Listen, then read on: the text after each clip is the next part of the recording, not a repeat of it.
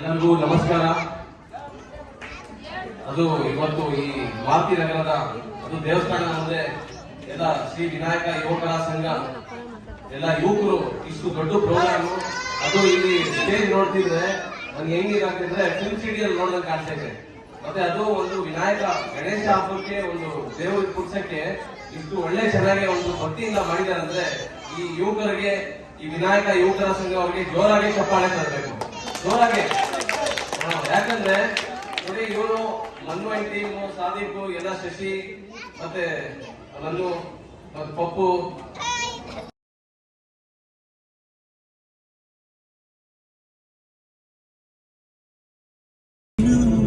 ಹೊಗಳುತ್ತಿದೆ